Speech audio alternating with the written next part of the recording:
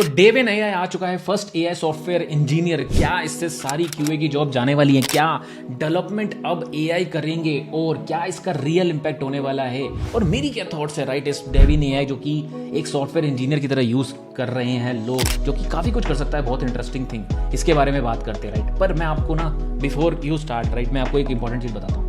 2023 में आपको याद होगा कि बहुत एआई एवरीथिंग, जब भी कहाँ जाओ वहाँ पे एआई हो रहा था राइट। सिमिलरली ये कंपनी जो कि स्टार्ट करी गई है, दिस गाय स्कॉट वू, इसने रिसेंटली अनाउंस किया कि फर्स्ट एआई सॉफ्टवेयर इंजीनियर हमने डाल दिया है जिसका नाम है डेविन राइट। और अगर इसकी शक्ल देखो ना तो कितना खतरनाक लग रहा है वैसे, है ना। ठीक है, तो इसने अपने आप को रखा है ह्यूमन सॉफ्टवेयर इंजीनियर, क्योंकि एआई सॉफ्टवेयर इंजीनियर भी आ चुका है। देखो कितने दिमाग लगाते हैं। बाय द वे स्कॉट वू को अगर आप लोग नहीं जानते हो, ये पेपाल माफिया जो कि बहुत ही अमीर कंपनी है राइट, जो कि पेपाल से निकले थे राइट, और उन्होंने मल्टीपल स्टार्टअप्स करे थे, उस कंपनी का ही पार्ट है राइट। बट आई थिंक इसको सिंपलेस्ट अगर मैं डेविन एआई आपको एक्सप्लेन करूँ ना, वो क्या है मैं आपको सही बताऊँ तो ये दिस गाय इन्होंने बहुत अच्छे से बताया कि what they have done is कि इन्होंने ऑटोमेटेड यूजेज ऑफ एलएलएम कर दिए, मतलब लार्ज लैंग्वेज मॉड्यूल्स जो कि खुद से अपने आप को प्रोसेस कर सकते हैं। मतलब कि जैसे कि क्या मैंने ये कोड ठीक लिखा है, अगर ये बग आया तो इसको कैसे ठीक करूंगा, रीजनिंग कर करके ना अपने आप को ठीक करते रहते हैं। तो ये एक्चुअली में बहुत क्लोज टू एआई भी है एक्चुअली, सही बताऊं तो ओवरऑल अगर मैं आपको ढंग से बताऊं कि एआई है क्या, ये डेविन एआई,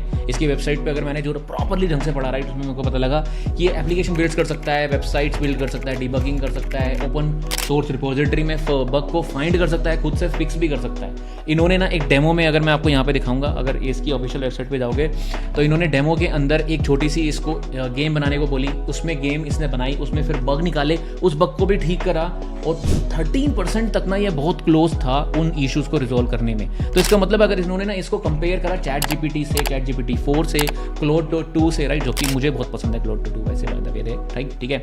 और ऐसे जेमिनाई भी आ चुका है, जेमिनाई भी इंपॉर्टेंट है, उससे 30% इशू रिजोल्व कर लेता है 30%। मतलब ये काफ़ी पावरफुल तो है सॉफ्टवेयर, अगर आप इसको एक सॉफ्टवेयर इंजीनियर मानते हो राइट, तो काफ़ी पावरफुल तो है ओवरऑल अगर आप इसको बोलोगे तो राइट।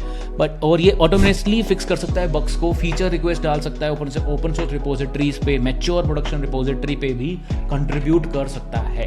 पर इसका रियल इंपैक्ट क्या है राइट, थोड़ा सा रियलिस्टिक सोचते हैं इस पे क्या है, ठीक है। रियलिस्टिक अगर मैं आपको सही बताऊं ना, तो मुझे ऐसा लगता है कि ये ना रिपीटेड टास्क हो सकते हैं, और जो कि स्मॉलर टास्क हो सकते हैं, और जो कंप्लीटली सॉफ्टवेयर इंजीनियर को रिप्लेस नहीं कर सकते, वो वाले टास्क को बहुत सारे कर सकता है। जैसे कि हम जब आप डेवऑप्स का काम करते थे राइट, तो उसमें बहुत सारी स्क्रिप्ट्स को हमें लिखना पड़ता है, बहुत सारे डिप्लॉयमेंट स्क्रिप्ट्स को हमें डालना पड़ता है, तो ऑटोमेटिकली उन स्क्रिप्ट्स को लिख सकता है। कुछ पार्ट डेवलपमेंट का और डिप्लॉय का पार्ट ये कर सकता है, पर बहुत जगह हमें सॉफ्टवेयर इंजीनियर चाहिए, ठीक है, वहाँ पे इंटेलिजेंस तो 100% चाहिए। इतना इमेच्योर टूल जो कि क्योंकि अर्ली स्टेट में ये, इसको एकदम से हम प्रोडक्शन पे नहीं डाल सकते भाई। 13% तक ये इशू रिजोल्व कर रहा है, बाकी सब क्या है यार, मेरा अगर 100% ही नहीं सॉल्व होंगे बग्स, और 100% अगर मैं ही कॉन्फिडेंट नहीं हूँ तो मैं क्लाइंट के सामने अपने अपने ऐप को रखूंगा कैसे भाई, वो चीज़ भी तो देखनी है मुझे।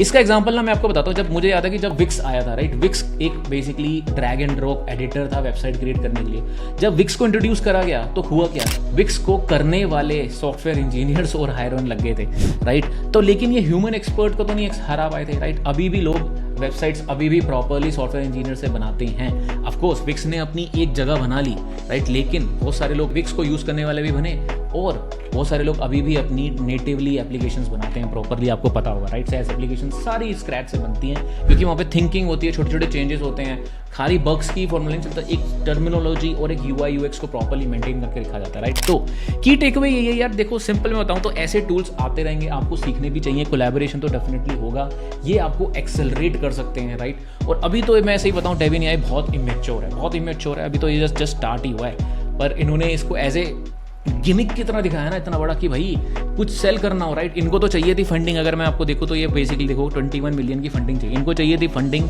तो इन्होंने ना बस आपको एक चीज़ सेल करी है, if you want to sell something ना, इन्होंने अपना फियर सेल कर दिया कि भाई सॉफ्टवेयर इंजीनियर्स को भगाओ और डेविन को ले आओ, ठीक है। इन्होंने बस फियर को सेल कर दिया है, और मार्केटिंग फ्री की मार्केटिंग मिल गई है। ये पेपाल माफिया वाले ना सारे करते हैं। इलोन को देखोगे तुम ट्वीट कर करके, उसने ट्विटर का फ्री में एडवर्टाइजमेंट करता है राइट। इलोन टेस्ला भी ऐसे ही करता था वो, ठीक है। तो भाई टेस्ला आएगी, सारी पेट्रोल वाली कारें रिप्लेस हो जाएंगी, भाई कुछ नहीं हुआ, बहुत रिलेटेड। अब देखो हुई तो हैं, बट इतनी स्पीड से नहीं हुई है जितनी सोची गई थी राइट। अभी भी पेट्रोल और डीजल की कार तो चलती हैं यार, ठीक है। उसके बाद तो उल्टा इलेक्ट्रिक को हटा के लोग हाइड्रोजन पे आ गए। इंडिया तो वैसे भी हाइड्रोजन को बहुत प्रेफर कर रहा है। एनीवेज, तो अपॉर्चुनिटीज़ क्या क्या है यार? अपॉर्चुनिटीज़ अगर आप देखोगे तो यार, अगर डेविन एआई को कोई यूज़ कर रहा है तो प्रॉम्प्ट इंजीनियर्स भी तो चाहिए होंगे। दैट प्रॉम्प्ट इंजीनियर्स की जॉब्स इंक्रीज होने लग गई हैं और होंगी भी। तो अगर आपको प्रॉम्प्ट इंजीनियर बन जाओ यार, सॉफ्टवेयर इंजीनियर ही बने तो प्रॉम्प्ट इंजीनियर बन जाओ, बहुत हाई सैलरी, डबल सैलरी लेने लग जाओ उसके साथ, ये चीज़ें होने लगेंगी, ठीक है। अब मेरी थॉट्स क्या है इससे? एक क्वेश्चन यही आता है, देखो, more and more AI tools will come, ये तो हमेशा सच है।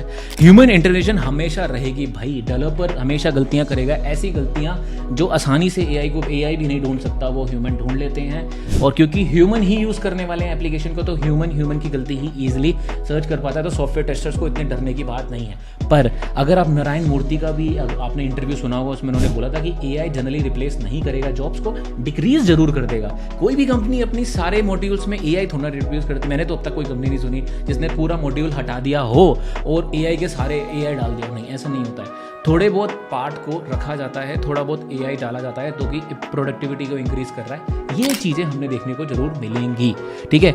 तो ओवरऑल मेरे ख्याल से अभी भी पर्सपेक्टिव यही है कि क्या ये क्यूए की जॉब, डेवलपर की जॉब रिप्लेस कर देगा? कम करेगा, बट आई थिंक जो लोग ये इसको सीख लेंगे और इसके साथ मिक्सअप करके यूज़ करेंगे, राइट, वो चीज़ इंक्रीज होगी। अगर मैं आपको सही बताऊं, जैसे हम ऑटोमेशन लिखते थे, अभी मैं ऑटोमेशन लिखता हूं तो मैं गिटहब कोपायलट भी यूज़ करता हूं, तो वो फटाफट कोड लिख देता है, राइट, थोड़ा बहुत कोड लिख देता है, मेरे कोड को समझता है और वो अच्छे से कोड लिखता है, तो मेरे टेस्ट केस टेम्पलेट इंक्रीज हो गए, जल्दी लिख पाता हूँ मैं, राइट। पहले मेरी टीम 5 जनों की टीम, हम 100 टेस्ट केस लिखते थे मान लो 2 दिन के अंदर, अब हम 120-130 लिख लेते हैं।